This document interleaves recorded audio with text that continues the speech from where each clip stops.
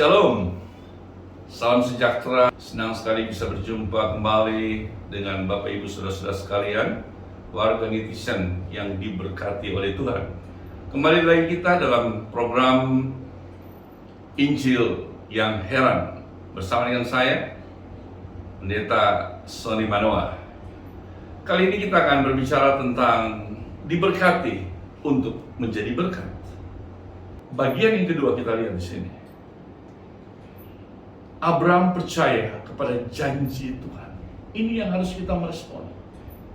Bagaimana Abraham begitu yakin di usia yang ke-75 tahun. Dia boleh mengambil satu sikap yang benar-benar tepat sekali. Karena dia tahu persis siapa yang menjanjikan untuk dia. Kalau manusia berjanji terkadang tidak dapat menepati. Banyak orang kecewa dengan janji-janji, saudara.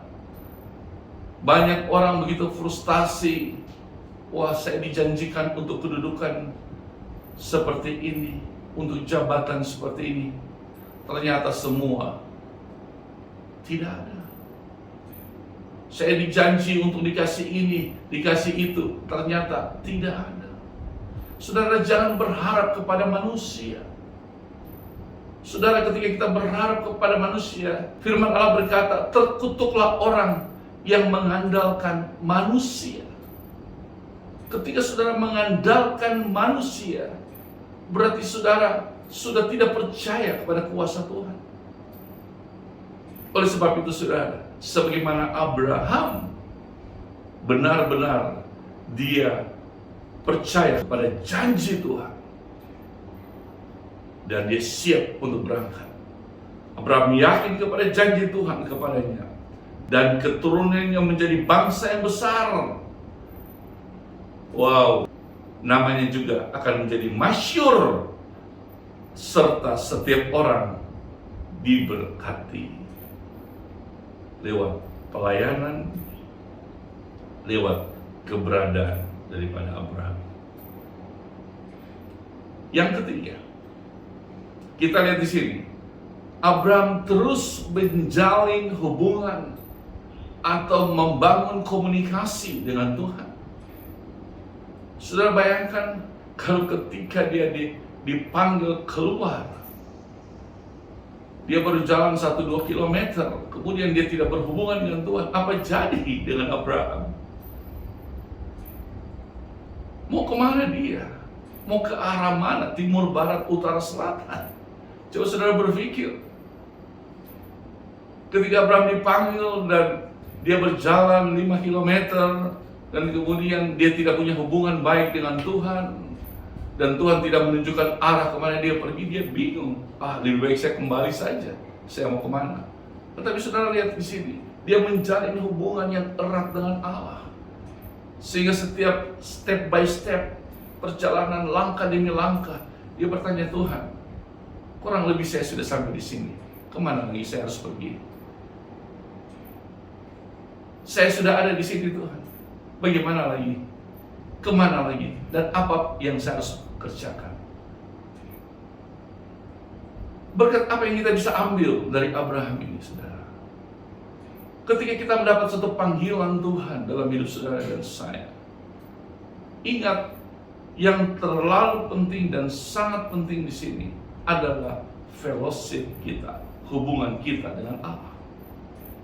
Terkadang banyak hal yang membuat kita bingung. Terkadang banyak hal yang membuat kita gelisah, takut, cemas, dan lain sebagainya.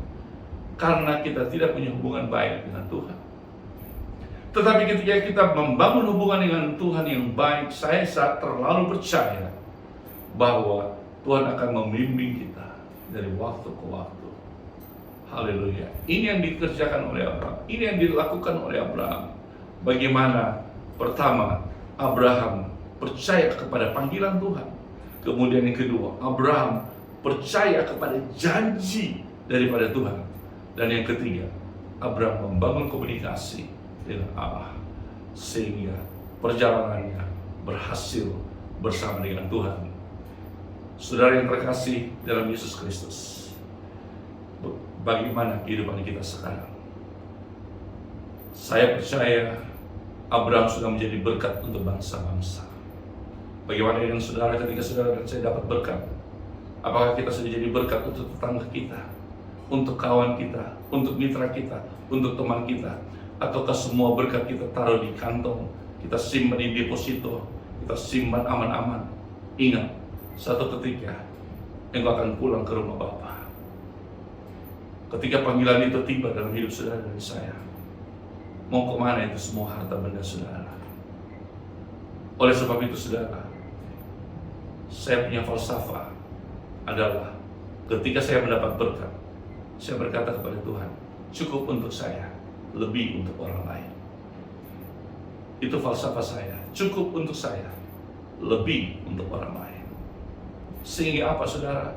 Ketika berkat datang, saya menjadi seorang berkat untuk orang lain, supaya orang lain juga diberkati oleh Tuhan. Saudara, untuk mengakhiri dari program Injil yang heran, ada satu ilustrasi yang kira-kira boleh menjadi berkat untuk kita sekalian. Kalau kita lihat di sini, ada dua buah benda yang bentuknya sangat mirip. Bahkan sekilas bagian-bagian benda itu memiliki kesamaan, saudara. Masing-masing memiliki baling-baling, dapat berputar, kemudian dia memiliki batang penyangga, saudara. Itu, saudara, namanya yang satu kipas angin, kemudian yang satu namanya kincir angin. Sekali lagi, dua benda ini kelihatannya hampir sama, mirip. Yang satu namanya kipas angin, dan yang kedua namanya kincir angin. Tetapi apa yang menjadi perbedaan, saudara, daripada kipas angin dan kincir angin ini adalah cara bekerja. Cara bekerja dari kedua benda ini sangat berbeda. Kipas angin berputar untuk menghasilkan angin, sedangkan kincir angin berputar karena ada angin yang menghembus, kencang, dan menggerakkan dia. Jadi itu perbedaan. Kipas angin, dia menghasilkan angin, sedangkan kincir angin, tunggu hembusan angin, baru dia bisa berputar. Haleluya. Bapak Ibu warga netizen yang diberkati oleh Tuhan Yesus Kristus, apa arti dari ilustrasi ini? Sebagai orang percaya bahwa berapa orang bertindak sebagai kipas angin, ada satu power yang keluar dari dan menyejukkan kita. Terkadang kita menjadi kipas angin yang luar biasa. Kita menyejukkan orang lain, kita memberkati orang lain, kita berdoa untuk orang lain, kita memberi tumpangan buat orang lain, kita menjadi berkat. Ada power yang keluar dari kehidupan kita seperti kipas angin, boleh memberkati siapa saja. Ketika kipas angin dia berkipas, mulai berjalan, semua orang yang sekitar itu diberkati dengan angin itu. Firman Allah berkata bahwa roh di dalam kita lebih besar, dan roh ini yang siap memberkati siapapun dia, memberkati ketika orang dalam letih lesu bahkan berbeban berat. Tuhan siap untuk engkau, siap untuk memberkati mereka yang berbeban berat. Haleluya. Saudara, kita lihat di sini, bagaimana dengan kincir angin? Kincir angin adalah satu tipe anak-anak Tuhan yang tunggu dorongan. Kekristenan seperti ini, saudaraku, tunggu didorong, tunggu diberikan motivasi, tunggu ada WhatsApp baru mau pergi ke gereja, tunggu teman-teman telepon baru mau datang ke gereja, tunggu dijemput baru mau datang beribadah, tunggu dijemput baru mau datang doa dan puasa. Kalau nggak didorong, tidak mau datang. Nah, tipe seperti ini harus kita berubah. Harus berubah menjadi kipas angin, bukan kincir angin. Bukan kita didorong terus, saudara. Tapi kita harus boleh menjadi berkat untuk orang lain. Keluarkan power itu. Keluarkan berkat-berkat yang Tuhan sudah berikan buat saudara dan saya. Kita tinggal salurkan kepada siapapun dia. Lewat ilustrasi ini, kiranya boleh menjadi berkat untuk kita sekalian. Jadi sekali lagi, jangan menjadi kincir angin yang siap untuk selalu menantikan bantuan orang lain. Tunggu angin datang baru berjalan. Tunggu orang menggerakkan baru kita jalan. Tidak, tapi jadilah seperti kipas angin yang rindu memberkati siapa saja.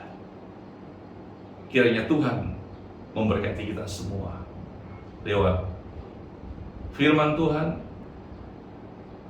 yaitu kita diberkati untuk menjadi berkat. Tuhan memberkati kita sekalian. Shalom, shalom, shalom. Amin.